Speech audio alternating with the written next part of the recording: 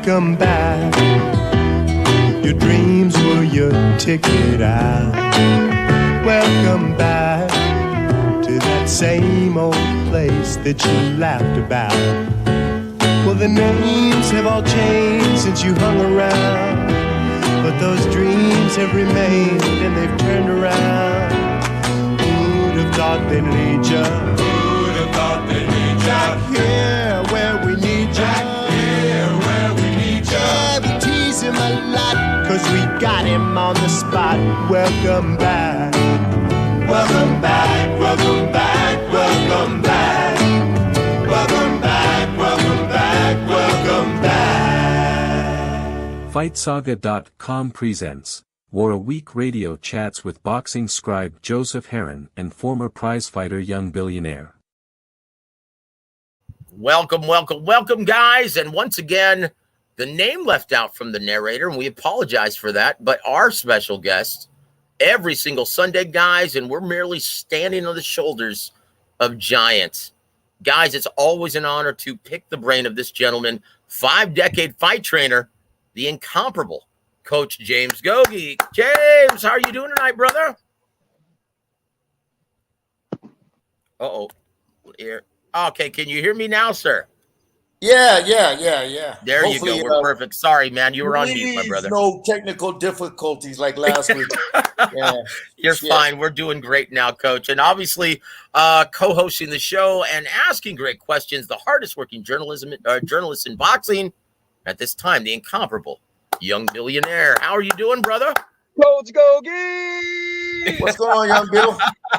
It's awesome to have you, Coach. I can't wait to hear about what you had to say about the fights this past weekend and, you know, what to look forward to in August. But, yeah, Coach, great to have you. There was some good – that was a good card Top Rank put down. You know what I mean? Loved it. Poor Absolutely Gabe loved Flores, it, guys. too. Oh, we're going to talk all about that, guys. It was taking place at the Grand Casino in Hinckley, Minnesota. And it was staged by Top Rank on ESPN Plus exclusively in your main event of the evening. And Gogue, you called it. You said this was a barn burner that was flying under the radar. Yeah. And that was, well, Isaac Dogbe. He pulled off the mild upset in his 10-round split decision victory over the always hard-nosed Joet Gonzalez. Coach, there was a lot to like about this fight. Yeah. How did Dogbe seem to pull this one out? Oh, man, it was his coach that pulled it out. Inspired him. Gave him some positive feedback, positive reinforcement. See, Joe, it's more about just giving the strategy. If Barry Hunter would have said, man, we need this round. You need to go out there and throw some fucking punches. You know, he wouldn't have responded because psychologically, what do you call it? He didn't have that confidence in himself. He needed someone to bring it out, okay? He needed some positive reinforcement, a psychological reinforcement from his coach. To you know, to what do you call it? Flip that switch in him to inspire that confidence, like Barry Hunter did. You know, that was you didn't tell you when he was in the corner. I think it was in the last round, going into the last round. You didn't hear him say, "Hey, man, okay, this is the strategy we got to do. You got to throw that double hook to the body, the right uppercut, put it around him." And bitch slap him like you see on the Instagram of boxing videos. Okay. No. It was all psychological. I know. Yep. I believe in you. I know you could do it. We prepared for this. I loved it. Loved it. Giving him that positive reinforcement in his mind, that belief he could do it. And that's what Dogbe did. He found that what I call that, you know, he dug in deep to find that extra energy he needed, you know, to pull out that victory. And to me, that was a key to the fight. Besides Gonzalez having mental lapses and not putting his foot on the pedal consistently, applying that hard pressure like he did with Navarrete. He took some breaks in there, and that cost him the fight with Dogbe. Dogbe. Hey, Coach, how do you know when you're supposed to be hard on a fighter, when you're supposed to give them strategic advice, and when you have to build them up, like you said, positive reinforcement? It's experience. Barry Hunter seen it in his fighter's face by his body language. Like, he didn't have that 110% full confidence in himself that he could, pull this fight out in a close, tough fight. So he had to inspire him. Okay, he had to inspire him, letting him know, I believe in you. You could do it. We prepared for this. Okay, all right. That's it comes from experience. You got to see it in you got to read your fighter between the rounds. You know what I mean? When he's in the corner, sometimes he might need that little pep talk. Okay, that positive reinforcement, and that's what Barry did last night. Barry Hunter's an excellent coach, man. He's one of the I think he's one of the game's top coaches, not only from the technical, physical aspect, but the mental aspect. Okay, psychological aspect, which is just as important. Okay, in the gym and during the fight. When you're working the corner, when you're that jockey and guiding your horse to the finish line. But it starts in the gym, though, man. When your fighter, man, like I said, man, sometimes in sparring they hit walls and they don't think they could go an extra round. Then you got to push your fighter. Say, hey, look, man, take a deep breath. You could do it. Just relax. You could do it. You know what I mean? In your head, you got to break these mental barriers, but you could do it. Positively reinforce them when they're in the gym training to break down these mental barriers in their head. Okay. Then when it comes to a fight, you got to remind them, hey, man, okay, we prepared for this. You could do it. I believe in you. You know what I mean? I don't, there isn't a reason why you can't do it. You could do it. Okay, this last round we're going to need. Okay, and that's what he said. And that's what won him to fight. Oh, that's great stuff. Great stuff, Coach. And I tell you what, yeah, you know what, though? It's funny. And Emmanuel, admittedly, he kind of lost that at the end of his career. Do you remember? And this was a while back. This wasn't at the tail end of his career, but do you remember that fight? And it was one of his prospects. It was on the undercard of a televised fight where he walked off and got a drink. Oh, you want me to tell you the story of that one? Let's hear it, because I asked Emmanuel about this. Yep. Tuesday night fights. It was in the early 90s. Yep. Tuesday night fights in the early 90s. There was a fighter Emmanuel had. That guy was way over his head, man. Emmanuel was very disappointed, man, in the guy. Wasn't performing, was getting his ass whooped. Going into the last round, he told the guy, look, man, I don't know what I can fucking tell you, man. You know what I mean? I told you everything you need to do to win. So I don't know what you're going to do this next round, but I'm going to go get a drink. Oh, man. That was classic. Yeah. And he left the corner. He left the corner. Yeah. I'm going to go get. Yeah. And Manny's, he'll get on your ass or cuss you out and all that too between rounds if you're not doing your job. Just like Lennox Lewis when he was in performing up to par when he fought Mike Tyson. Manny was saying this guy's a dead man. He's through. And how come you ain't going for the kill? You need to knock him out. Okay, yep. That's a good corner, man. You got to inspire him. Okay, just like I had a tough fight this year with my Venezuelan kid. We fought this tough Mexican guy, undefeated kid, and going into the last round, I said, man, this fight's close, man. We got to dominate this fucking round. Dominate, okay? Just like I told you in training, we got to dominate, okay? And he did. He won the last round big, and it won us the fight. So you got to, there's different ways, man. You got to get into your fighter's head. You know what I mean? Because this game is more about just throwing punches in the physical. It's the mental side, too. Yeah, breaking down those mental barriers in your fighter, okay? Whether it's in the gym or in a fight.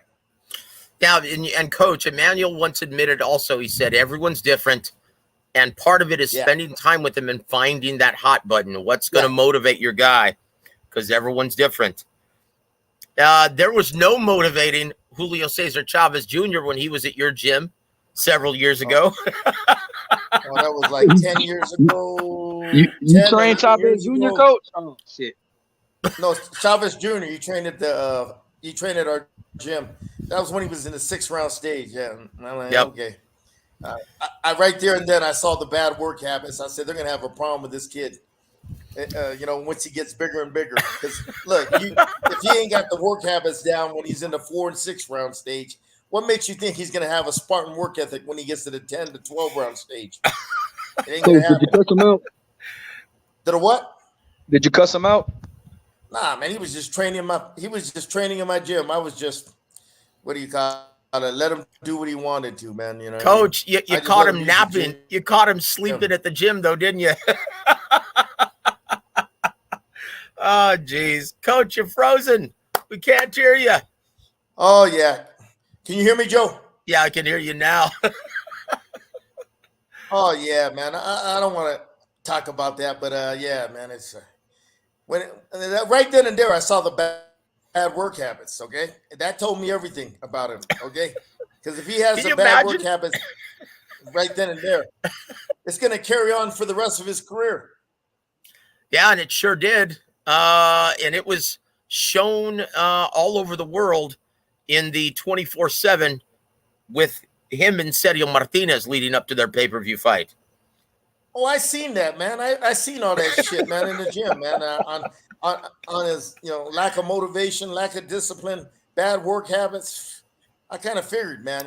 I kind of figured, the kid wasn't going to change. Man. Yeah, shocking. He could have been a hell of a fighter if he had that fire in him, the good work habits. Okay. Yeah, well, he definitely had the pedigree. He had he had Top Rank behind him. He had the name. Boy, they seem to be. Well, yeah, and Sean Gibbons did a brilliant job with him. Zanfer Promotions actually matchmaking him to that level. And boy, he just really didn't give a shit. Yeah. Sean did a masterful job of taking a guy that didn't have a big amateur background and getting him to the world rank, the top of the food chain. Yeah, I tell you what, when you talk about matchmaking, though, and you look at a kid who originally signed with Top Rank at age 16 and in the co-main event. But before we go into that, congratulations once again to Isaac Dogbe. And it's going to be interesting to see where he goes from here at 126. But in the co-main event, guys, at 135 pounds, Giovanni Cabrera. Boy, he might have put the dagger in Gabriel Flores's pro career last night, getting the wide UD, knocking down Flores 3 times in the process. Coach, we talked about this leading into the fight, and I told you, I'm like, look, even though Cabrera isn't known to be a huge puncher, I don't think Gabriel Flores Jr. is the same fighter, will ever be the same, and he really didn't have that durability after that horrific beating he took at the hands of Lopez last year. Yeah. So what were your thoughts on, Gabriel Flores pretty much, sealing his fate with Top Rank? And you probably saw his last fight with that promotional giant last night. You know what? They usually let you go, man. To me, it was too fast. Okay? They thought they were better than what they were. But you got to give him credit, man. That kid got some balls, man, okay? Never once did he think about quitting in that Lopez fight when he took that ass whooping, or yesterday. So I give him an A for effort and toughness and resiliency. Okay, I don't see that in a lot of kids nowadays. But physically, he's not strong enough, and he can't punch, and his punch resistance is very low, from what I've seen. Yep. So, man, they got Top Rank, man. They're in the business of investing in fighters so they can grow and make them money in the future. I don't know what their plans are if they want to keep on investing in this kid. Excuse me. You know what I mean, Joe? It costs a lot of money to keep developing these kids. And he's had his chance. He had a fair chance to prove himself. And 2 biggest fights, he didn't deliver, man. And they usually get rid of you. That's their track record. You know what I mean? If you don't perform, bye-bye. But you got to give credit to Cabrera, though. He got better. From the last 2 fights I've seen him, he stunk. But Freddie Roach, you got to give credit where it's due, Joe. Freddie Roach and Pepe Riley, his coaches, they got him better. He's more physical, he's more aggressive, and he's not running around the ring all, like he don't want to fight. He wants to fight now, and he's using angles, using good footwork, and that left hand of his. You know what I mean? He's throwing that left hand with force and power, and he mixes up his punches good. He's not the most athletically talented fighter, but they're getting the most out of him. But he has no inside game. That's his weak spot. You know what I mean? Yeah. If you get a fighter that could get it, stay inside and grind on him, he ain't gonna have an answer for a guy like that. But you got to give him credit where it's due. He's improved from that last fight I seen him to this fight. So you give Freddie and Pepe Riley, who does probably most of the hard work with the kid, the credit. Indeed. Young Bill, you got a question for the coach there? Yeah, I mean, Coach, what can Gabe Flores do, and do you think that he's on that same path as Josue Vargas? Because that's what it reminded me of yesterday. I mean, I thought that him and Josue Vargas were pretty blue chip prospects, and these guys might have been thrown in a little too early. And Joe, you mentioned it a lot too with Daquan and Annette too. Yep, I'm gonna tell you, I'm gonna be upfront. I like them guys.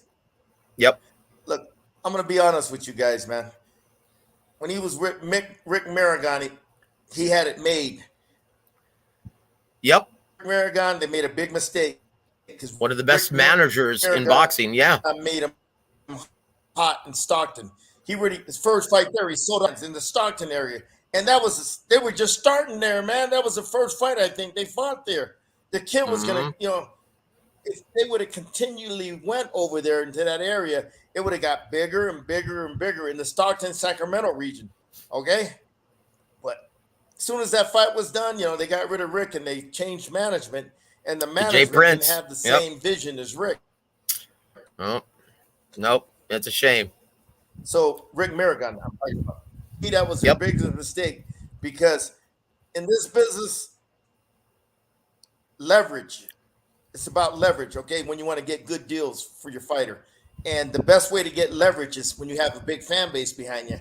When you got a big fan base behind you, man, you'll always get the leverage you need to make the fights you want. Okay, but if you ain't got a fan base behind you, nobody gives a shit about you, they're going to throw you in fights that sometimes it's not best for your interests, your self-interest at that stage of your career. But he had a fan base, 9,000 fans that went packed the place to go watch him. And what does he do? He moves to Las Vegas, leaves Stockton. You know what I mean? To me, that was when he did that. I told myself, man, he's making a mistake. He's making a mistake. You never, what do you call it? Turn your back on your fans who made you big. Okay, now he's had 2 real bad losses. You think all those fans in Stockton are going to be excited about him if he fights in Stockton again? You know what I mean? Yeah. I'll tell you what, though, he can always get his mistake. Big mistake, Coach. Bad mistake. Yep. Big mistake. And, well, I tell you what, good luck. Best of luck to Gabe Flores, Sr. and Jr. They can get the promotional license, stage club shows, make a pretty good living for the next several years. And who knows, become a promoter there in that area. Get him excited that way. But, yeah, his days at Top Rank on ESPN are long gone. He puts on good fights, though, Joe. He shows the grit and the toughness, man. So maybe they'll keep him. I don't know. Jay Prince has got a lot of pull with Arum. So, but we'll see, man. We'll see, man. But to me, the big mistake was when he left Maragon, man. Undefeated, hot prospect. Could have been the hottest ticket seller in that whole region since Tony the Tiger Lopez, my guy. Okay. Back in the 80s and 90s. Could have been the hottest ticket seller. And what do? They moved to Las Vegas and what do you call it? You know what I mean? Left their fan base. Then the fights after as soon as they left Maragon, the fights they got were fights. 2 out of the 3 they lost. Man, Jesus, man, and all that hard work Rick put over there to build that kid into a solid attraction. Flush right down the toilet. Jeez. Yeah. I tell you what, though, congratulations, though, to Giovanni Cabrera. Gets the wide UD victory over Gabriel Flores Jr. Also, what a lot of people are talking about is Abdullah Mason, prospect at 135 pounds, improves his record to 3-0, made light work of Luis Fernandez, and boy, he looked razor sharp. So be on the lookout for that kid. He looked excellent. Young Bill, what were your thoughts on Abdullah, the young Butcher Mason? Wise beyond his years, Joe. The ring IQ, the poise, the power in both hands, the way he set up his combinations. Joe, he's only going to get better. He's pretty tall, has long arms, long reach for the weight class, good hand speed. He's a blue chip, Joe. He's a blue chip, and he's the best one of his out of all of his brothers that he trains with. He's the most talented guy. I feel like sky's the limit for Abdullah Mason. Indeed, Coach. And can you talk about this, because Top Rank is always signing fresh talent out of the amateurs. Yeah. And so if you can't perform at this level, they really can't use you. Can you actually expound on that, sir? And that's where the majority of their money goes, right? They're constantly investing in these guys. It's like the NFL, man. If you don't perform, you're gone. They'll find somebody else that will perform. All right. That's the way you keep a promotional company strong. You're always upgrading your talent. The guys that don't perform, you find somebody that's gonna perform. And when you do it like that, Joe, when it's a tough business, unforgiving. And if you can't perform, they get rid of you. They'll find somebody else to fill your spot. And the thing is, when you do it like that, your promotional company always has the best talent in the your promotional company always has a solid group of fighters to work with. And you only need a few to make it big. Okay, that'll carry the promotional company. Okay, not every guy got to make it big, just a few. And when you got a young kid like that Mason guy, who's going to grow into welterweight, junior welterweight. Okay, he barely makes 35 now. Okay, so you'll see him moving up to 140 eventually. Within a year. But you get a guy like that, a young talented kid. You know what I mean? As long as he keeps on performing, as long as he keeps winning, they're going to keep him on the roster. But if he doesn't, they'll get rid of him and they'll bring somebody else in. That's how it's like the NFL. You always want the top 53 players on your roster to make it strong and solid. You know what I mean? And if there's a weak link, you get rid of them. Like if you got a kicker and, the game in a game, he misses 3 field goals. Oh, they're gone. He's gone. They're going to bring in 6 the following Monday morning for tryouts. Okay. And pick one of the 6. And that's what you got to do as a promotional company, man. You always got to, recruit the young blood. That keeps your organization, fundamentally solid. Yeah. Yep. And Top Rank, like you said, Joe, it costs a fortune to build these motherfuckers up, man. Right? I'll give you a little introduction to the business out there, fans. Okay, you got a guy like Abdullah Mason. Say he's a 4-round fighter. Was he probably getting $3,000, $2,500 for 4 rounds? Okay, all right. Then you they got to fight. Say they got to fight in Minnesota. So you got plane tickets for three or 4 people. Okay, then the rooms, the hotel. Okay, the food. You got to pay all that shit plus their purse. So you figure, man, the expenses just on him are anywhere from $7,500 to $10,000, more like in the $10,000 range. Well, guess what? You still got to pay for his opponent. Okay. And when you find a guy like Mason, sometimes you got to pay the opponent more than what Mason is fighting because they're not going to, a lot of guys ain't going to want to fight him. So, if he's making like $3,000, sometimes you might have to pay that motherfucker $3,500. Okay. Yep. Then you got to have, plane tickets and all that, food.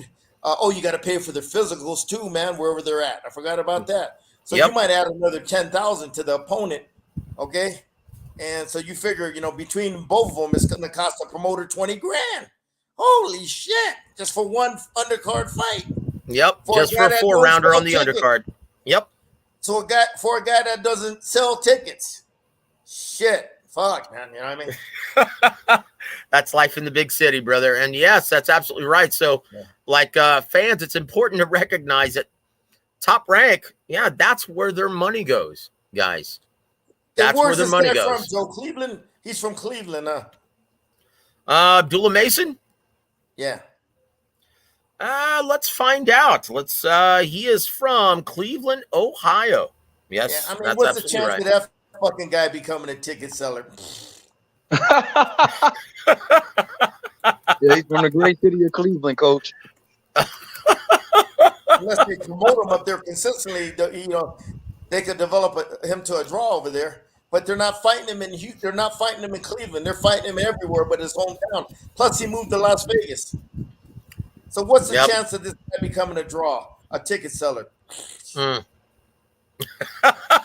there it is, guys. The business of boxing, according to Maestro James Gogue. And once again, guys, I'm going to start using this catchphrase or this phrase to characterize our show, because we are truly standing on the shoulders of the great men who made this sport what it is. And James Gogue is certainly one of these guys. And it is truly an honor to be able to learn from James Gogue every single Sunday. I'm sorry, as you were, James. Look, like Shakira Stevenson, how many tickets you think that guy could sell? I mean, he's a tremendous fighter. One of my favorites to watch out there. But how many tickets you think he could sell in a big fight? All right. Well, we're going to find out when he fights Conceição in Jersey City. He's fighting him in Newark, Joe, at the Prudential Center. Oh, the Prudential Center. Well, wow. Okay, that's his backyard, so he might get a little buzz. Let's see. That's a good size venue. We'll see what the gate is. They're doing it smart though. They're moving that fight to his backyard. Makes sense. That's where he's from and everything. And they put Keyshawn on the card too, Joe. Keyshawn's on that card. It's a lot of Olympians on that card. Outstanding. I love the roster of talent that Top Rank currently is fostering. A lot of talent and Olympians that can't sell tickets. Okay. And there it is, guys. Look, I'd be remiss if I didn't give a shout out to our extended family from Warweek Radio. Let's give a shout out to our brother Antonio Luna. Thank you for joining us, sir. Also, Minnie Meal, welcome to the show, sir. Thank you so much for joining us. Also, to our very good friend Mad Dog H, thanks for joining us, sir. Also, Pounds, salute Joe, Coach Gogue, and Young Bill. Salute to you, my friend. Thank you for always supporting the coach on Sunday nights. Let's move forward. I want to give a shout out to our brother Bruce Gas, Boxing, Jazz, and more. Salute Joseph in the panel. Salute to you, my friend. Thank you so much, guys. And please support Bruce's channel on YouTube. Also, our good friend here to there. Salute Coach Young Bill Joseph. Yes, another solid ESPN card, including the Javier Martinez fight. Yes, Javier Martinez was in a great fight with Pacino Hill. Got the wide UD, and he improves his record to 7-0. He's getting better too. I seen his improvement under Robert Garcia. He's getting better. And there it is. Also want to give a shout out to our brother Jesus M. Salutes to you, brother. Coach, what you tell a slow starter in Jouet? What do you? He was being careful because a motherfucker can punch. Okay, Dog Bay, he's explosive. Early on. Yep. For only the first round and a half. But once he started getting warmed up, he started applying that pressure. But the mistake he made when he had a good round, like in the 6th round, I think, or one of those rounds, he had a great round. The next round, he took his foot off the pedal and let the guy steal the next round. So to me, there wasn't that consistent, fast, high-pressured attack like when he fought Navarrete. If he would have fought that way when he fought Navarrete, he would have beat Dogbo. Yeah, Dogbo.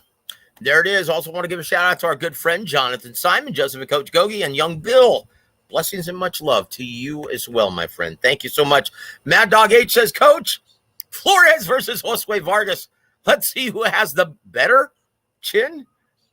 Well, that's a half glass full point of view, because I was going to say, let's see who has the worst chin.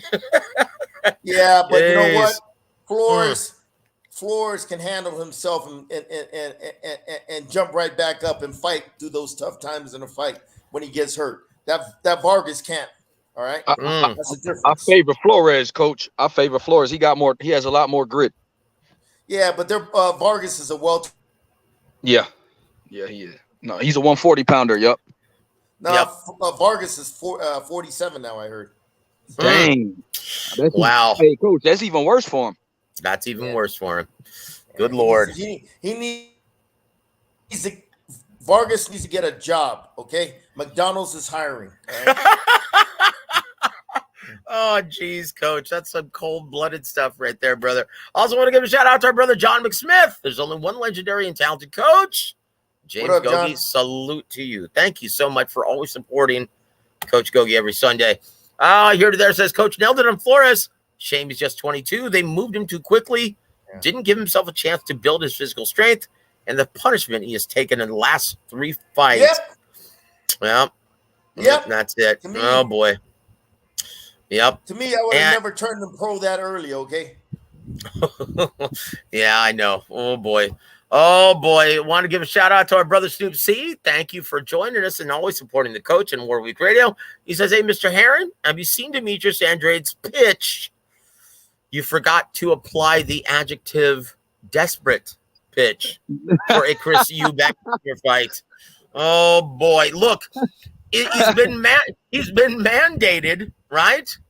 He's been mandated to fight Janibek Alim Anala. And he's making a video about offering $1 million to Chris Eubank Jr. Coach? Oh, you know what? I feel really bad for Demetrius Andrade. This is a guy who's been avoided like the plague. One, because he has a very difficult style to deal with in the ring. He's a southpaw who moves extremely well, and he can't sell tickets. So even with the title, that's not helping him get any major fights. In fact, PBC, from talking to, well, someone who is, well, I just say affiliated with PBC, yeah, they had no interest in him at all.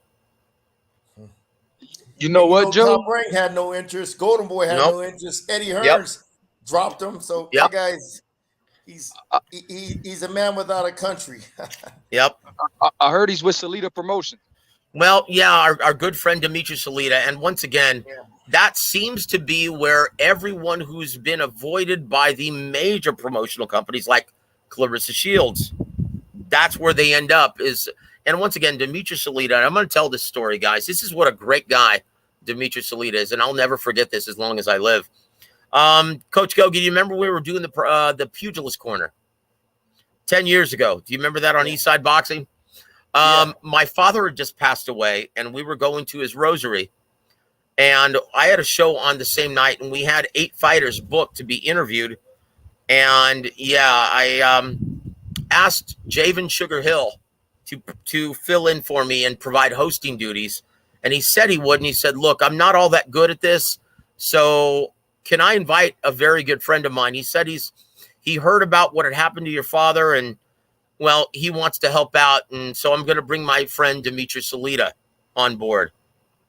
And so Dimitri, he called me up and said, he said, my condolences. He said, hey, man, I'm here for you, brother. We'll take care of it. Don't worry about anything. The show went off without a hitch.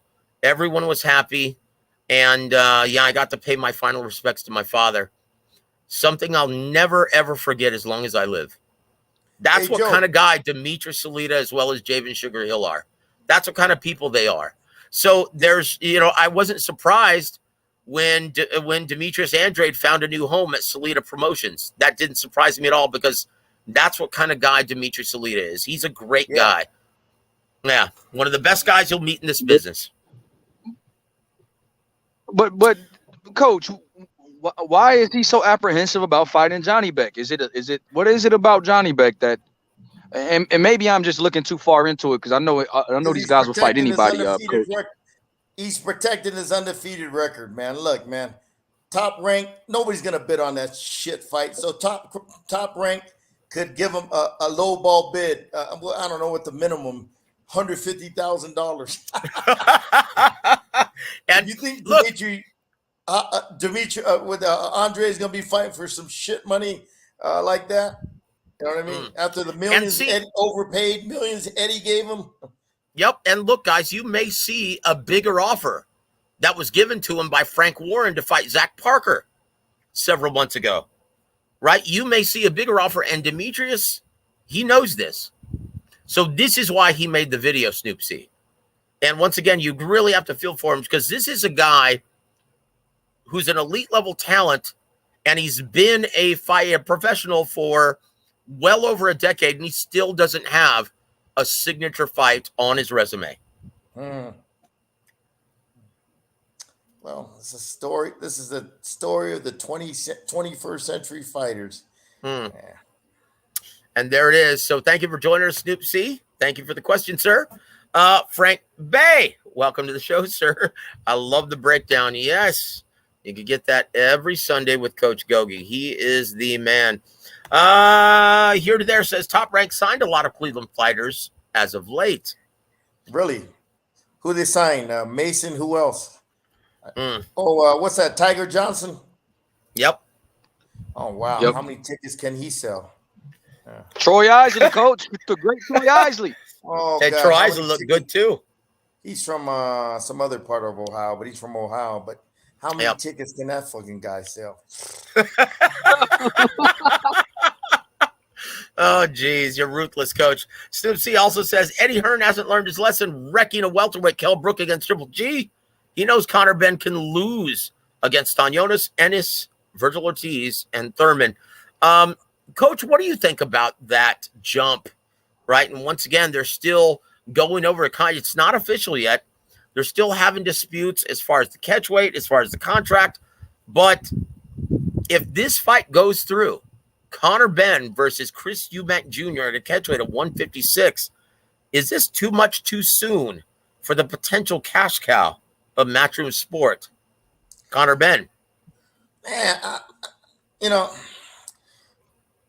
they're keeping it in England, okay? As long as he don't come to the States, he ain't ready for these guys in the States yet. Okay, so plus it's a big fight over there, Joe. Is it? That fight's a big fight. Both, are well known. It's a very big fight, and all because their fathers. Yeah. Well, they met a long time ago, and it was a terrific fight. Yeah. But basically, both fighters are going to be at the corners. Both fighters are going to be at the, or both fathers are going to be in the press conferences. So yeah, that's why. And once again, they, and the backstory of this, once again, Eddie Hearn had to come up with a healthy alternative to basically giving Anthony Joshua Usyk 2 to Sky Sports. Yeah. So that's the reason why this fight is being kind of, it's DAZN, the brass at DAZN saying, well, come up with something that's going to be an alternative, or else we're going to start looking for other promoters to work with. They basically put their foot down. Give everything they should work with all the promoters. And hey, what fight can you offer me? That's it. And they could pass. They could pass. They could take the fight or pass. Okay, You do it like that, you'll have the best fights on DAZN all the time. You know what I mean? Not these fucking, not the way they do it nowadays, man. You know what I mean? Yep. Well, I tell you what, Coach, it's we're going to take a little break, guys. We're going to visit with one of our sponsors, and guys, they've just become an official sponsor of South Park Boxing AAA Promotions in San Antonio, Texas, August 6th. Yours truly is going to be doing the ring announcing, and it's Javier for highly touted prospect, undefeated Javier Fernandez versus Cesar Cantu in the main event. That's going to be August 6th at the Shrine Auditorium, and this is one of our official sponsors of the event. We'll be back in about 45 seconds, guys. With over 20 years of experience, Halftime Pizza is serving true, authentic, hand-tossed pizza with the freshest ingredients, offering online ordering for takeout or delivery. Better yet, experience our family-friendly spot for sports, wall-to-wall TVs, and surround sound. Not a bad seat in the house. Serving both lunch and dinner. You're sure to find something for everybody's taste. A great selection of your domestic beers and some unique craft drafts. From cold beer, crisp salads, our famous pizza rolls to pizza and wings. We have it all. Halftime Pizza, with 2 locations to serve you. 7126 Tesla Road and 7531 Bandera Road. Anytime is a great time for Halftime Pizza. Guys, I want to thank Halftime Pizza once again for always supporting not only the South Texas boxing community, but also Coach Gogue every Sunday night. Thank you very much. So that's a segue. All right. Oh, wait, hold on. Our brother Antonio has the comic relief of the afternoon or the evening. Says, oh my gosh, it's been reported Oscar De La Hoya is now selling male sex enhancement pills. My girlfriend will get no sleep now. Too much info, brother Antonio. Good Lord. Well, good luck to you, brother. Also give a shout out to our brother Cosmic. Brother. How you doing, my friend? Also want to give a shout out to our brother Scott 70, who's listening to the show, drinking his coffee in at 10:45 a.m. from Thailand. Thank you so much for joining us from Thailand, sir. The pizza does look good. And yes, the pizza does. And guys, it is incredible. So, young Bill, tell you what, if you can come down August 6th, and I hope you can join me ringside and be in the tech zone with me, I'll take you to eat and meet the owner of Halftime Pizza, Dave Garcia. He would love to meet you. He listens to the show all the time. Halftime pizza with crisp salads and cold beer, Joe. Dude, I'm never going to live that down. I actually wrote that script for it and got my brother Terry Anderson to do the he's also a professional. He does voiceovers and radio and advertisements and that sort of thing. And he was doing this as a favor, man. You know what? I'm going to have to rewrite the script because I'm never going to live that down, am I? Hey, Joe, pencil me in, man. I'm there on August 6th. We'd love to have you. Let me tell you who else is going to be on that card in the co-main event. The big ticket selling Corey Cadd is going to be fighting Julio David Diaz. Also, Barrington Price is going to be fighting Joshua Romero. Also, your friend Jerome Aiken is going to be taking on big punching Daniel Zavala. So it's going to be a lot of, and 12 featured bouts on the evening, young Bill. Oh, so Jerome Aiken is fighting again, Joe? He's fighting again. He's fighting again. Looking for that first big victory. Big roll. Yep, there it is, guys. So if you can, once again, tickets are on sale right now, guys. If you'd like to purchase tickets in the South Texas area, you can actually call 210-571-3301, and we'll get you hooked up with tickets, guys. So we got a question for you, Coach, from Snoop C. He says, hey, Coach Gogue, would you ever do live commentary for a major fight on War Week? Nah, that's a different skill set. You know, I might know a lot and talk a lot about this boxing game, but when you're doing live commentary, that's a different skill set, man. You gotta, you know what I mean? It's different. Trust me. It's well, different, no. man. He doesn't mean on Showtime or on DAZN or anything like that. I mean, honestly, I think you'd be great. But he's talking about me, you, and young Bill going live during a fight on War Week Radio. Yeah, you could do. I could call it to see how he's doing. Oh, you know, I usually wouldn't that be amazing, guys? To hear Coach Gogue break down because, like, if you've never seen Coach Gogue, he was like Emmanuel. Like Emmanuel used to actually spoil the fight and tell everyone what was going to happen before it happened. And Coach Gogue is the exact same way. Yep, I see stuff before the motherfuckers on TV say shit. Then they'll say it around later. You know. Well, I tell you what, Coach Gogue, we're going to have to pick the event because it looks like Anthony Joshua versus Alexander Usyk 2 is not going to be televised in the States. No one wants to pay the steep licensing fee in the States. What do you mean, pay-per-view? Wow. No. They just don't want to even broadcast it. DAZN's not picking it up. ESPN's not picking it up. Neither is Showtime. Guys, we're going to have to hotbox. We're going to have to hotbox Sky Sports, stream it illegally, and we'll call it. Like, guys, let's do that. Let's do that August 20th. Let's call it during the day. Yep. Joe, are you serious? I'm dead serious because, look, guys, for the price that the Saudis are asking for, the licensing fee, it's not worth it because these two guys really don't move the needle in the States, even though it's a huge fight. That's the problem. So, guys, it looks like we're going to have to all be illegally streaming this thing on August 20th. So, Coach Gogue, let's get your expertise. I'll send you the link.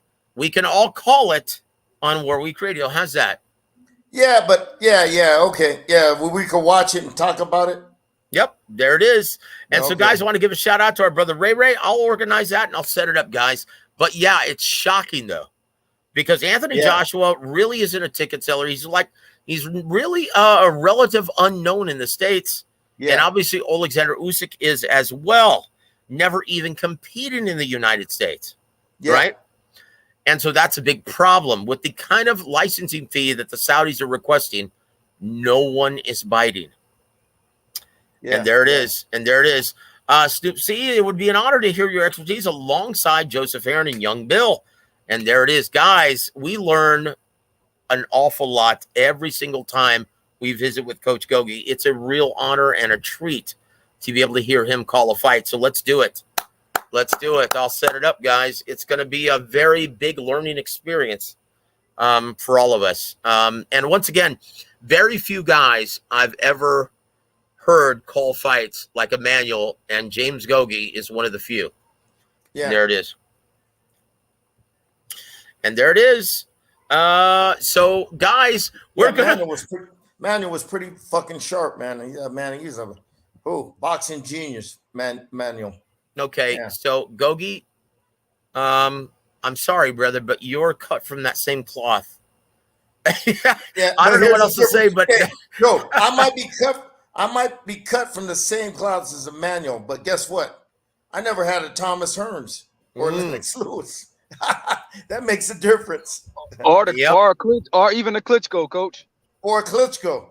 Jesus Christ, man, he's blessed with some damn fucking good talent. Fuck. Yep. You know he sure was. Yep. I mean, how can you fuck up shit like that when you got horses, thoroughbreds like that? Like Thomas Hearns, how could you fuck that up? Or Lennox Lewis or Klitschko? Fuck. Yep. How could you fuck that up, man? You know? Well, I tell you what. Yep. It's like, hey, Joe, it's like having Peyton Manning or Tom Brady, has your quarterback, man. Come on, man. Or Joe Montana. How could you fuck shit like that up when you got thoroughbreds like that running the show? You know what I mean? Our brother Jonathan Simon brings up Michael Moore. He had him in the amateurs, and he had a little bit in his pro career. Guys, I actually visited the room that Michael Moore used to stay in, right? Oh, really? And Emmanuel confided in me and told me that, Michael Moore broke his heart when he left the Stewart household and decided to go work with Teddy Atlas. Yeah. He broke his heart. Yep. And there it is, guys. So let's move on to our news segment. Joe, you were so fucking lucky, man, to get to know Emmanuel real good and do his commentary on his shows, but go to his house, okay, and be there with all those great champions, that stepped into his house and show all the rooms that were all these fighters stayed at and everything, man. And Emmanuel cooked for him. You were so fucking lucky, Joe. Yep. You know what I mean? Yep, I was very blessed, man. It was a sad day. A sad day when he passed away, man, when he got sick. Yep. But I tell you what, the interesting thing about Emmanuel's house, do you know how most people have silver-plated hardware in their kitchens and in their bathrooms? Yeah. Everything in Emmanuel's house was gold. He loved the Kronk gold. He loved those colors. So you went to the bathroom and turned on one of his faucets. It was all gold-plated. In his kitchen, it was all gold. In Emmanuel's house, huh? How many bedrooms did they have in Emmanuel's house? Oh gosh, I counted at least a dozen. A dozen? Okay, damn. All right. And Andy Lee was staying there at the time. Oh, he was staying. Andy Lee was living there at the time. Okay. Yeah. All right. And what's funny is Lennox, he told me a story when he was cooking dinner for all of us. He told me a story that Lennox's mom one time came and, stayed with Lennox when they were in training camp before they were getting ready to take off to the, what was the place in Pennsylvania where they always had training camp? The Poconos, right? The Poconos. They had training camp. They had training camp over there in Pennsylvania. In the and his mom, he said Lennox's mom got into a cooking battle with Emmanuel Stewart because Emmanuel, boy, he knew how to cook. He had his own restaurant and everything. And he was a chef. Cook, man. He loved to cook, and he cooked for all of his fighters. He wanted to know everything that was going in their bodies before a fight. Yeah, right? yeah. And he said Lennox's mom, they were having a cooking battle. He's the one that Manuel taught Klitschko how to cook. I was watching one of those documentaries, and Klitschko said he never liked to cook. Then all of a sudden he met Manuel, and he learned how to barbecue. So every time they went to camp, he learned how to barbecue from Emmanuel, and that was one of his fun spots at camp. Where where every time he barbecued, Klitschko said nobody would barbecue. I would do everything. I would let nobody do the barbecue. Yeah. Yep. Emmanuel taught him that, man. Yeah. Yep. I tell you what, Emmanuel was the pit master, and what's funny is, he actually learned the watermelon hydration trick. Yeah. From when he was training Julio Cesar Chavez Sr. Yeah. He learned the watermelon. He said, look, I like to drink. He was telling Emmanuel, I like to drink. So after a night of hard drinking, even during camp, I always rehydrate myself with watermelon. I eat a bunch of watermelon and I feel great. It cleans cleans your system out. That's it. And so he taught Vladimir that, and Vladimir did that till the end of his career. Even after Emmanuel had passed away working with Jonathan Banks, he ate that religiously in camp. Yeah. Watermelon to rehydrate himself. Yep. Yeah. And the electrolytes it brings with it and all that. Yeah. That's it. Kevin Fuentes, want to give a shout out to you, brother. Salute to the program. Is it too early to say Gabriel Flores should finish? Well. Yes, he's 22. Yep. Just take some time off. Let him mature mentally. Let him physically mature. He needs to get stronger. He needs, you know what I mean, to get more explosive and everything. Yeah. Yeah, they rushed the kid, man. Look, that's what happens when you rush a young kid like that, man, who ain't ready. He doesn't have the physical strength or the punching power to handle the grown men of the professional game, okay? I've seen that a lot in my lifetime, man, where you got a good young prospect. They rush him too fast. They put him in fights when he's not ready, and his career never fruitions to the to its potential. So, I mean, and there it is, brother. Hold on, I gotta bring this up. Welcome, Joey Chaz to the show. Welcome to the show, sir. He says, Joseph, is it worth going to the Pro Boxing Expo in Vegas? Guys, yeah. It's being held at the same weekend, on the same weekend as Canelo versus Triple G. And our brother is Young Bill is going to be going there. Care of Boxing News 24. So yes, go. It's worth it. Yeah. Guys, it's just like going to the International Boxing Hall of Fame in Canastota, but you have more parking and more hotel space. You see all the great champions of the past. Oh, everyone is there, Joey. So if you have a chance to go. Yeah, because our brother Young Bill is going to be going there for Boxing News 24. And there it is. Hey, Joe, that's part of the credentials? If I get credential for the event? No. I'm getting you credential for both, my friend. Wow. Okay. Yeah. I want to meet everybody. Mark Abrams, who's handling press credentials, is a very dear friend of mine. I've known him for decades. Oh, so Abrams that's a slam dunk. Yeah, Mark Abrams. Yeah, for the Pro Canelo. Boxing Expo. Yes. Wow. Well, he's handling the press credentials for the Boxing Expo and Triple G. No. Kelly Swanson is handling the credentials for Triple G Canelo. Okay. All right. Yeah. So there it is. And because Young Bill is currently writing for Boxing News 24, yeah, we're getting credentialed to the fight. He's getting credentialed to the fight through them.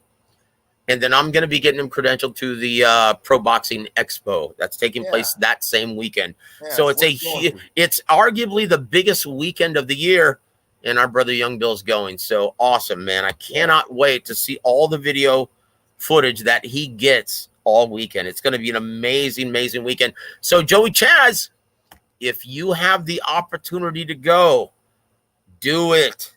It's going to be something you'll remember for the rest of your life, my friend. And that's it. Especially if they have old-time champions there, the guys, from the 80s, 90s, you know what I mean? Yeah. Everyone is there.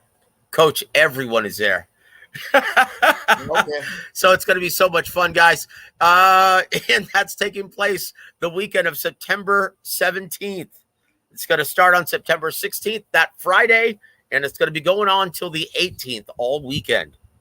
So, yeah, guys, get your tickets. Go check it out. It's going to be a weekend to remember. But I tell you what, guys, here comes another edition, and we haven't done this in a while, Coach. But because we're at the tail end and because it's kind of been a slow news weekend, we're reintroducing your segment. Tune in, watch the replay, or pass. You're going to be breaking down the August schedule, and you're going to tell us whether or not you're going to tune in live, watch the highlights, or completely just give a big pass and not be interested in this event, okay? We're going to be starting on this weekend's event, July 30th, from the Barclays Center in Brooklyn, New York. It's going to be televised on Showtime. Danny Garcia versus Jose Benavidez Jr., your 12-round main event in the junior middleweight division. Both fighters are making their 154-pound debut. Coach Gogue, tune in live, watch the highlights, or pass. I'll tune in live. Yeah. A battle of retreads. So we'll see what happens. Hey, Joe, this is for the retread championship, okay? The WBC retread championship. So we'll see who's the better retread. Oh, geez. So who's on the undercard, Joe? Who's the upcoming fighters? In the co-main event of the evening, coming off 2 knockout losses, Adam Kaunowski trying to make his rebound against Aaron Demirezin in your 10-round heavyweight co-main event. And also what's going to start off the triple header on Showtime this Saturday, the return of Gary Antoine Russell against Rancis Barthélemy, Cuban exile. Rancis Barthélemy. Garbage Barthélemy. And there it is. And there it is, guys. So Coach Gogue says he's gonna tune in live. Yeah. And so there it is. The following weekend from Belfast, Northern Ireland on ESPN Plus, care of Frank Warren and Queensbury Rules, right? Queensbury Promotions. It's going to be Michael Conlon making his comeback after getting knocked out viciously. He's going to be taking on Miguel Mariaga in your 10-round main event in the featherweight division. Tune in live. What's his name has a big fan base over there, man. So this is a good fight for Conlon. Mariaga's shot. Okay, he had his good days. Yep. Tough Colombian kid from Cartagena. Yeah. But yeah, that's a good fight for Conlon coming back. Yeah. So you're gonna tune in? If I get a link, I'll watch it. Yeah, I ain't got And there it is. I won't watch none of them shit undercards that them fucking guys put on over there. Warren, Eddie Hearns, they put on the worst undercard fights. God awful. Jesus. Yep. Terrible. Absolutely terrible. So later on that evening, Coach, from Fort Worth, Texas, on DAZN, the return of Virgil Ortiz Jr. versus Michael McKinson in your 12-round main event in the welterweight division. Tune in live, watch the highlights, or pass, Coach. Is that next week? That's August 6th, next week. Shit. You know what, Joe? I forgot. I got a fight next week. Fuck. But anyway, I'll try to watch it live technically, if I can, it's in about 2 weeks, Coach, right? Oh, 2 weeks, yeah. Yeah, but August 6th, I got a fight that night, a little club show here. I'm going to be performing ring announcing duties as well. I'll watch the replay. It's always good to see Virgil Ortiz, one of the young upcoming stars in boxing. You know what I mean? So. And there it is. So also on that evening, Showtime pay-per-view from Madison Square Garden, the mecca of boxing. It's almost sacrilegious, but this gentleman's going to be taking center stage there. Jake Paul's going to be taking on his toughest test to date against Hasim Rahman Jr. in your 10-round cruiserweight main event. Tune in live, watch the highlights, or pass completely, Coach. Is that on August the 6th? August 6th, same night. I'll probably, because I got to fight that night. I'll watch the highlights if I can. I want to see Adrian Peterson against that other guy. Le'Veon Bell, Coach. Le'Veon No. Bell, yeah. That was canceled. That was supposed to be this weekend coming up, but because one of the YouTubers actually backed out of the main event, they're having to reschedule this on September. Okay. Yeah, they're having to reschedule it on in September. So that's been scratched from this weekend.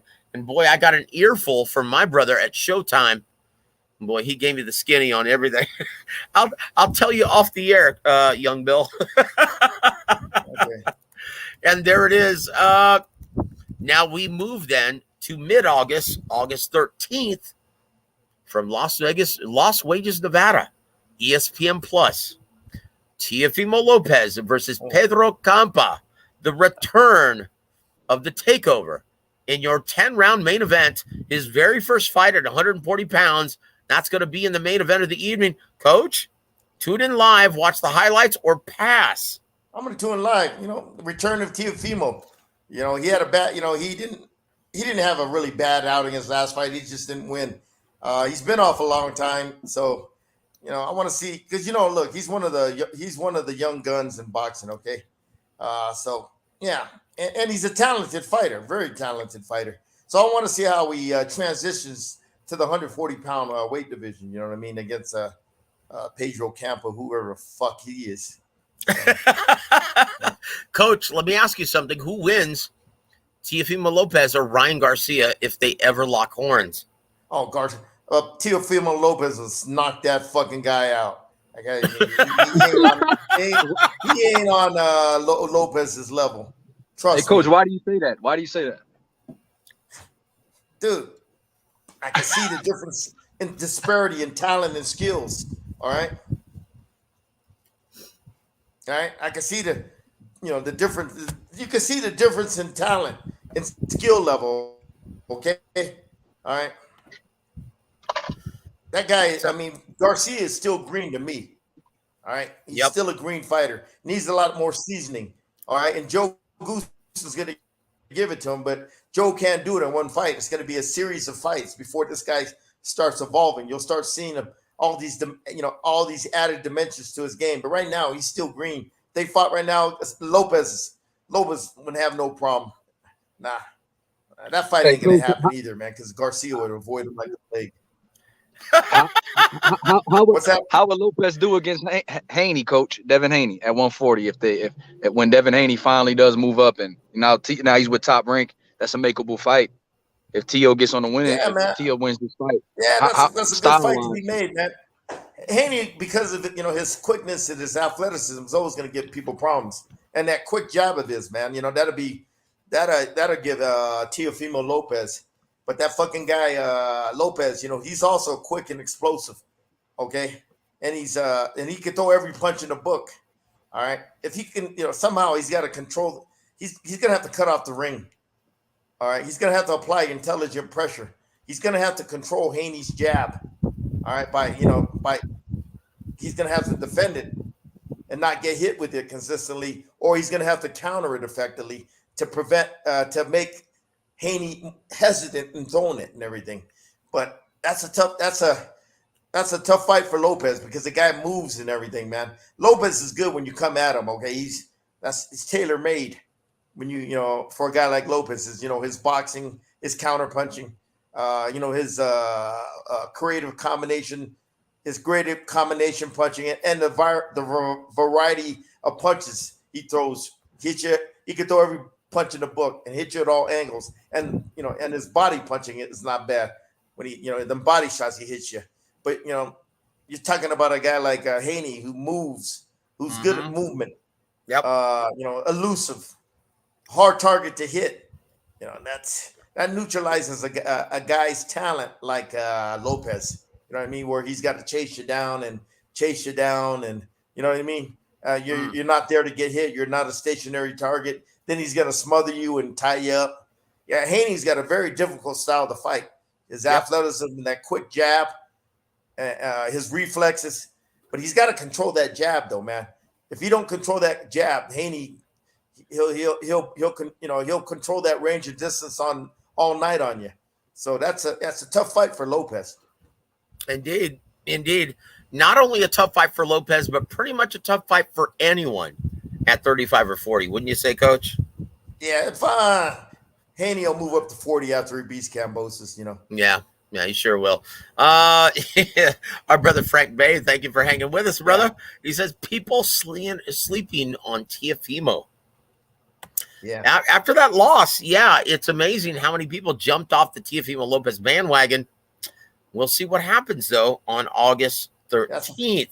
Good fight for him, Teofimo, coming back. Yep. And look, I love that matchup. It just goes to show you that the top-ranked brass still have a lot of confidence in his abilities and still thinks that he can be the big star that, everyone thought he could be. Right? Want to give a shout-out to our brother Carl, the Crocodile Hunter Hansen. Salute Joe, Coach, and Young Bill. Salute to you, my friend. Our brother Lance Meyer, welcome to the show, sir. Thank you for always supporting the coach, brother. He says, Haney ain't dropped somebody since Shakur took out his New York Jersey Devils pillow. Ching Gal. Oh, geez. So we go to the next date, and once again in the co-main event of that, Las Vegas on ESPN August 13th. The co-main event, it's also Xander Zayas making his comeback with Elias Espadas in your 8-round junior middleweight co-main event. Yeah. Coach, is there a lot to like about Xander Zayas? Yeah. He's the kid, a lot of charisma, a lot of energy, a young talent that the sport needs for it to grow. Okay. They're developing him correctly. They're not rushing him like they did that Gabe Flores guy. Okay. Brad's going to know when to pull the trigger. Okay. For that kid. They know they have a valuable commodity because of the Puerto Rican fan base. He could grow in New York when they fight him there every Puerto Rican's parade day over there. Okay, so plus the country of Puerto Rico, man. I don't think it has any champions right now. So then they're dying for a world champion. And this kid got a lot of personality, a lot of charisma, a good-looking kid. You know what I mean? He's a marketable fighter. Okay. Yep. Yeah. He has what you call value.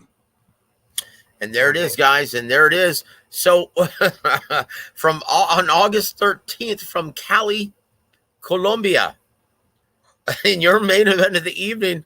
Well, no, this is not even televised. I can't even mention this. Okay, so we go to the following week, August 20th from Cali. He's fighting in Cali, Colombia. Oh boy, it's for the Bridgerweight title. Oscar Rivas defending his WBC Bridgerweight title against Lucas Rozansky in your 12-round main event of the evening. Colombia, interesting. Yep. What WBC title too? Okay. Yep, all but right. It's WBC Bridgerweight title. Yeah. All right. And Coach Gogue, did you just see the new rankings for WBC that just came out? Keith Thurman has been deemed the number one contender for the WBC at 147 pounds. Shit. How the hell did that happen? I mean, who's the champion at 47? Spence? That's Errol Spence. Yeah, but look, are they going to follow the rules? You know what I mean, and enforcing these these mandatories. Look, guys, this is a product of Al Heyman. This has his handiwork all over it. Yeah. Okay, this was his plan B, his contingency, right? So if Errol Spence and Crawford isn't made, guess what? He's defending his titles, all three of them, against the WBC mandatory challenger, Keith Thurman. Yeah. A guy who's only fought once in the last 3 years. A fucking joke. And there it is. So that's why that happened, guys. But we go to the following week, August 20th in San Diego, California.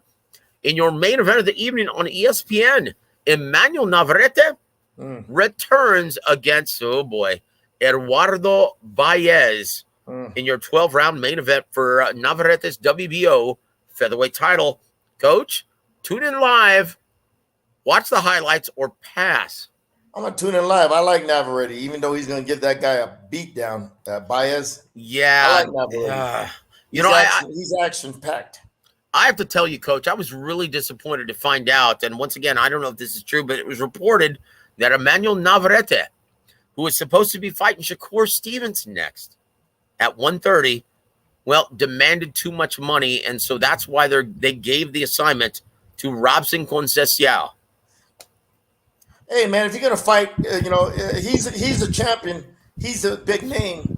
You're going to want to get paid. Fuck that shit, man. Fighting a guy that can't sell tickets like Shakur Stevenson. I mean, earlier that day, and once again, no TV broadcaster has picked this up from Jeddah, Saudi Arabia. Alexander Usyk versus Anthony Joshua, the rematch, your 12-round main event of the evening.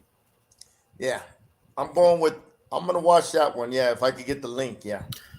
Don't worry, I'll send it to you. And once again, guys, we're gonna try to schedule hearing Coach Gogue break down a fight live before your very eyes. You got to watch that fight. That's going to be a good. I want to see what adjustments Joshua makes, and I know what Usyk's going to do. Okay, you know what I mean. But I want to see any new adjustments. What Robert Garcia is adding to Joshua. And so once again, guys, it's going to be happening at about, 6 p.m. Eastern here in the States. So it's not going to be a conflict of scheduling, but what will be a conflict of scheduling, Coach? August 20th from Hollywood, Florida on Showtime. The Geriatric Championship up for grabs at 147. Adrian Broner versus Omar Figueroa Jr. in your 12-round main event of the evening. Is this 147? Well, actually, it says here it's at 154. Oh, the battle of retreads. So I'm going to ask you, Coach, tune in live, watch the highlights, or pass completely. If I'm not doing anything, man, I'll watch it, man, live. I mean, keep in mind, it's going to be going on at the same time as Emmanuel Navarrete. Oh, shit. Yeah. Same time, I'm probably going to watch Navarrete. There it is. So that's a big highlight for Coach Gogue. Retreads, man. Jeez. And there it is with all the talent also in your co-main event. Alberto Puello versus Batir Akhmedov for the vacant WBC or WBA Super Junior welterweight title in your 12-round co-main event for the vacant WBA with all the talent, Coach, at 140. Why are these two guys competing for the vacant WBA junior welterweight title? Isn't Josh Taylor the WBA champion? He just relinquished his title, sir. Oh, he did? Yep. So these two guys are fighting for the title? Yep. So once again, why is Albert Puello and Batir Akhmedov competing for this title? They're both with PBC, and PBC's connected with Gilberto Mendoza. That don't take much to figure that out. Oh, snap, Coach. Yeah. And there it is. And guys, the following week, and it's going to round out our August calendar. From Tulsa, Oklahoma, a very interesting bout at 140 pounds. Jose Pedraza is going to take on Richard Comey, making his junior welterweight debut in your 10-round main event of the evening. Coach, tune in live, watch the highlights, or pass completely. I'm gonna watch. That fight is not really appealing to me. Okay, it's a battle of retreads. But if I ain't got nothing else to do, it is. I mean, come on, it's a battle of retreads. But I'm gonna. If I ain't got nothing to do, I'll tune in. If not, I'll watch replays. And there it is. And so that rounds out your August calendar. And so, Gogue, thank you for playing, brother. And Joey Ches says AB stands for always bloated. And there it is.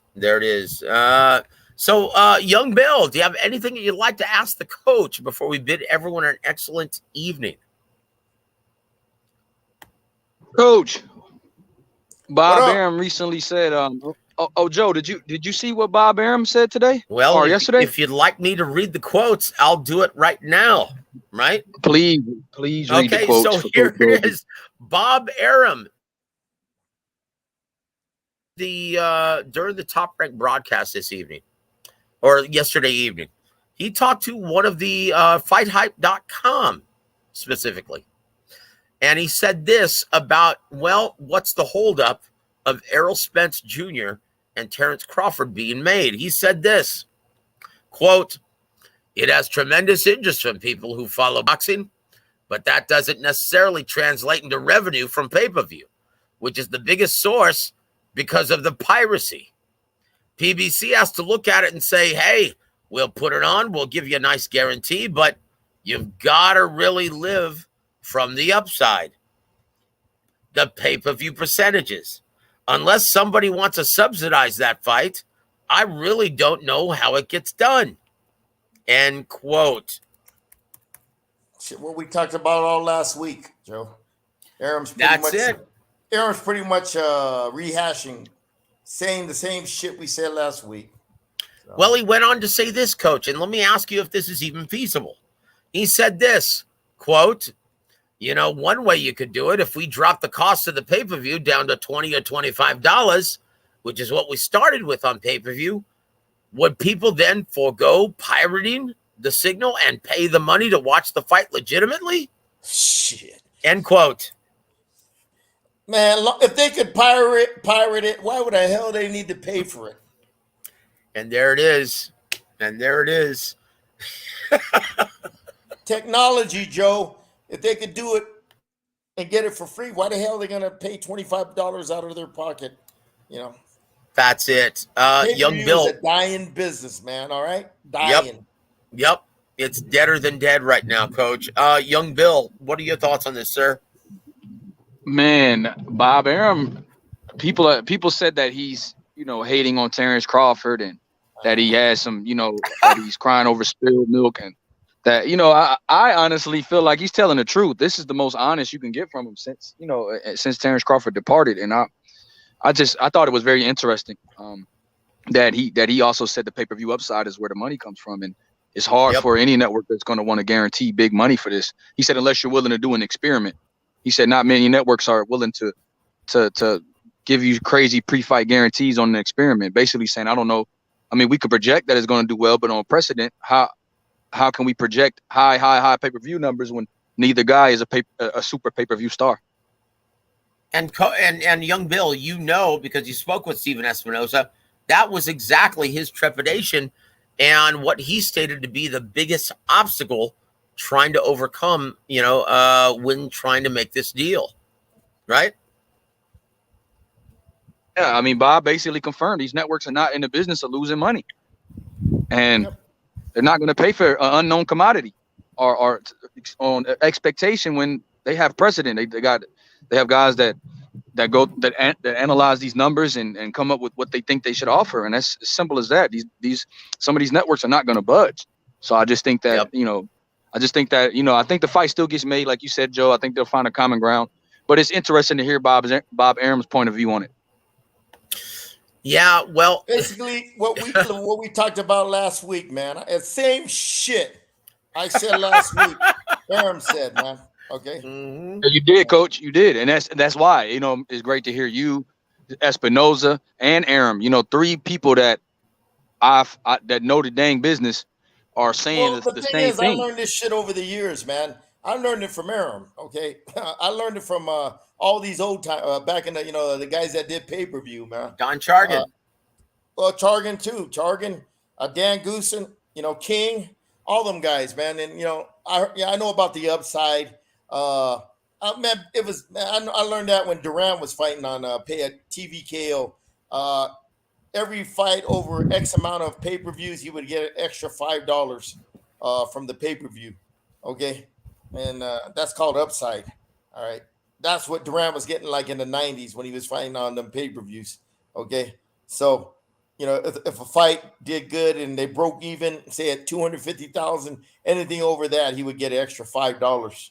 Yeah. Keep in mind, guys, there is no upside if they have this huge guaranteed purse, right? So basically, fighters don't get anything on the back end if it fails to even cross that threshold and break even. Yeah, ask the Charlo brothers. Oh, do you have to consistently bring that up, Coach? Well, come on, it's true. It is. You don't see him on pay-per-view no more? 67,000 purchases, sir. And you don't see him on pay-per-view no more? Yep, that's true. That's true. Oh, boy. Well, I tell you what, though. Yeah, and guys, we've got until the end of July. So this week, if a deal isn't made, well, this fight very well may not happen, guys. We'll see what happens. We'll see what happens, guys. And once again, your young Bill, what did Steven Espinosa tell you? What was the verbiage he used? He said he was cautiously optimistic. Yeah, cautiously optimistic, and he said we also have to have a contingency plan in place because he said we only have a couple weeks to make this fight. We're making a last ditch effort to work something out. By the end of the month. That's what he basically told me. Guys, don't be shocked if you hear the fall schedule and it's going to be Errol Spence Jr. and Keith Thurman.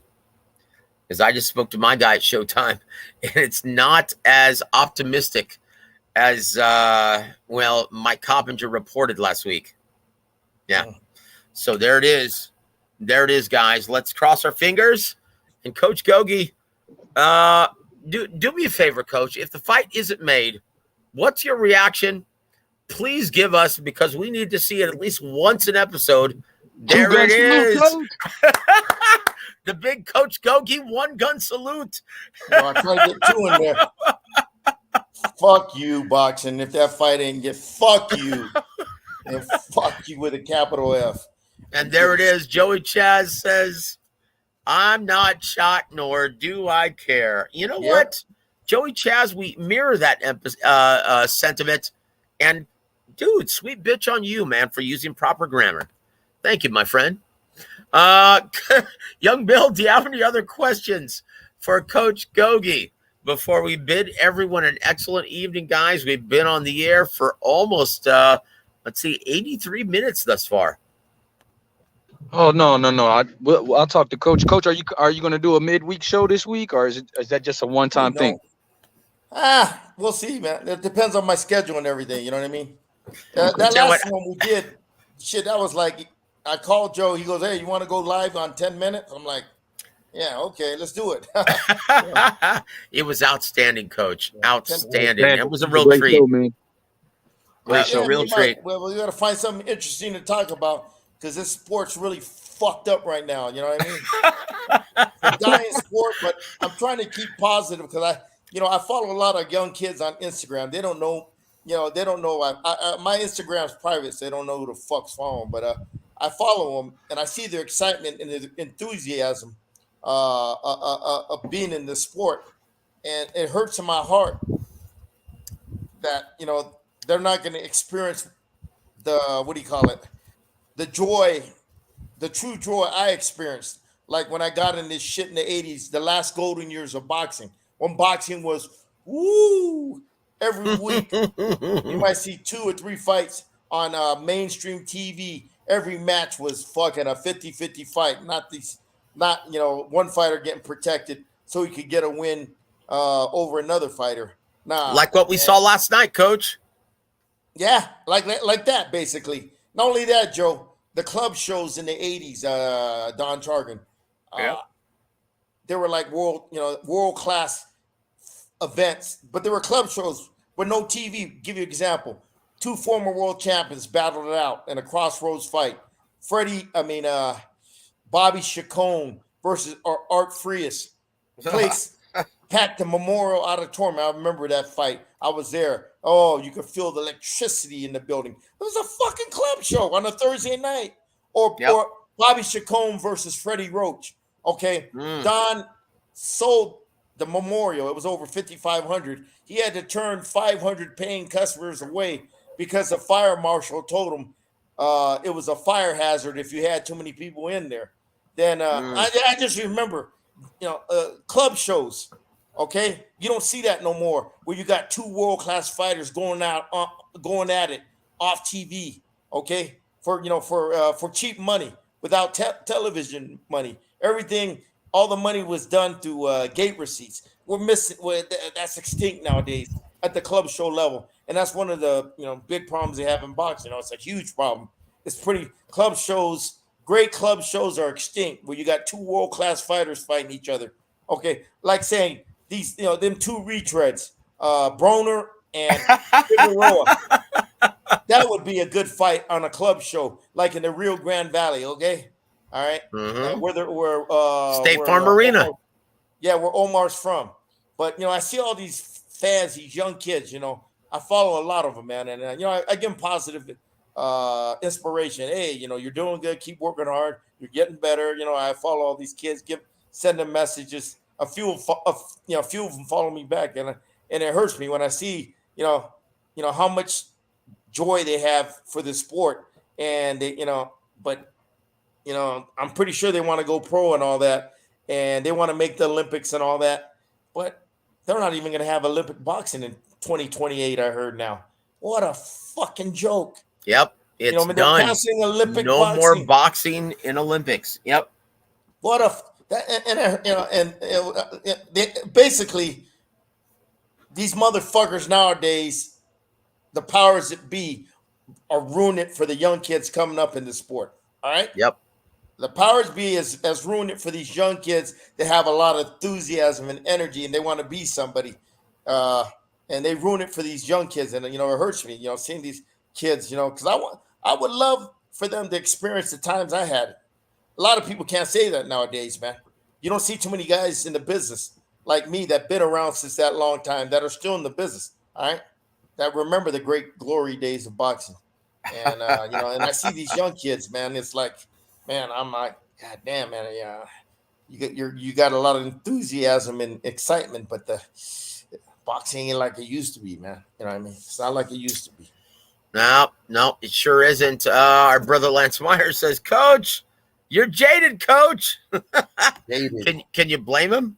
Can you blame him, Lance Meyer? Dude, can you blame him? I've been through. I know what real boxing is, and I've seen it just corrode itself over the years, man. Yep. Man, it's just slowly a slow downhill decline. You know what I mean? Yeah. Well, hey, Lance, all you got to do is look at the ratings, top 10 ratings, the most popular sports to watch on TV. Boxing's not even the top 10. Badminton, number 10. You know what, Coach? I tell you what, Lou DiBella said the same thing to me 2 days ago. Lou said that? DiBella? Yep. Lou DiBella. Yeah. What did he say? He basically said that, mainstream and casual audiences really don't give a shit about boxing any longer. That's why you're seeing the pay-per-view numbers completely just deflated. They just don't care about the sport. Lou said that. Lou knows boxing, man. You know what I mean? Yep. Lou's my boy. Big Lou DiBella. Yep. He told me boxing. That 2 days ago. He knows boxing, okay? Hey, well, he was a former HBO exec. He was the most powerful man in boxing at one time, Lou. At one time, when he was the exec, the president of HBO Sports. Vice president. He was vice president of HBO Sports. That's right. He was vice president of HBO, and he was the matchmaker. He determined who fought on this network. He was the most powerful man in boxing because he controlled that $90 million budget, a year budget that HBO had. So all the promoters wanted that big money for their fighters. So they had to kiss Lou's ass to get on that network. Okay. Lou was the most powerful man in boxing, man, at one time. And he took advantage of that position. Yep. He hold those promoters accountable, said, hey, you give us this fight or you're not getting any other TV dates. Oh, yeah. And that's it. I remember, want to hear this, Joe, the HBO fights. I used to go, Lou would still work for HBO, I think. Yeah. And I go, the undercard fights to go watch, and Lou be there with me. I mean, Lou be there. I didn't sit next to Lou. I seen him, he sit on probably the other side of the arena, but I seen him there watching the fights. Yeah, he'd be there watching the fights. But me, him, and a few other hardcore guys back in the days would be watching the fights. And Lou knew that. Lou knew I was a hardcore guy. because only fucking nuts would go there, watch the first fight all the way to the last fight. Yeah, man. Yep. Don Lorraine Chargan did that too. Russell Peltz did that too. But you know what I mean? Aram does that. You know what I mean? Well, I will say this, you know, and credit, and I hope the great Larry Merchant is in better health now. But Larry was also a guy who, even though he wasn't commentating, he would be there from the first bout until the very end. To watch the young prospects coming up, man. That's right. See who to look out for. That's what I went there for, you know. And Lou, I used to see Lou. I used to see Lou at the undercards, man. And, you know, because, look, there'd probably be like 10 people on the floor, and I was one of the 10 watching the fucking fight, man. That's right. Yeah. That's right. Yeah. So I tell you what, young Bill, do you have anything left for the coach, or are we going to say goodnight after 91 minutes of commentary, sir? Good night to Coach Gogue. Good night to you, man. Have fun at them fights and everything. Good night. I tell you what, guys. Thank all the fans for tuning the fuck in. You know, appreciate it. for chatting with you guys about boxing. Oh, yes. We want to thank all the fans, all of our extended family members from Warwick Radio of tuning the F in. Thank you so much.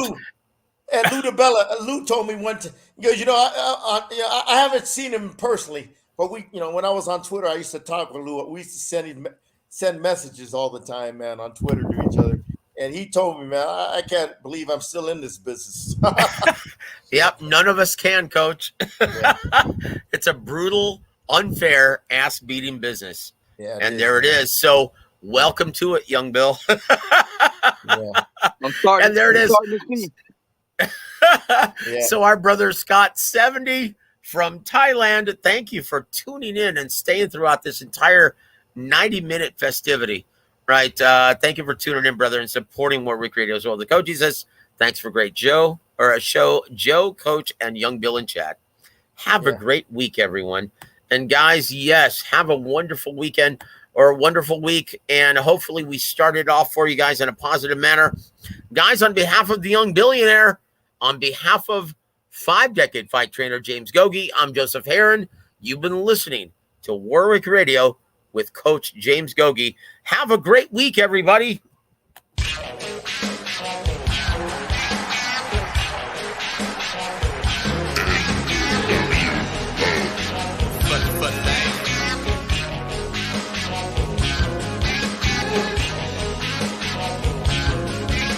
World Order.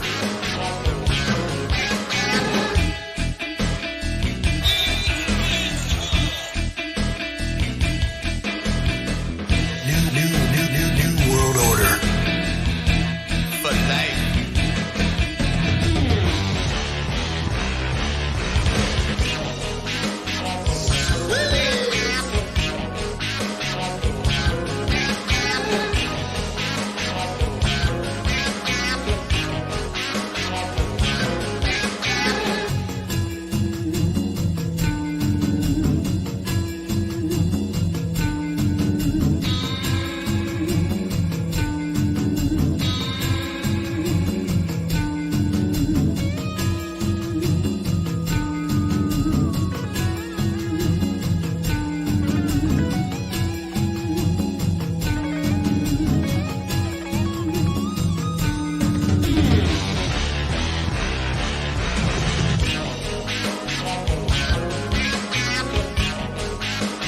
Halftime Pizza and Health Texas proudly present War Week Radio with 5-decade fight trainer James Gogue.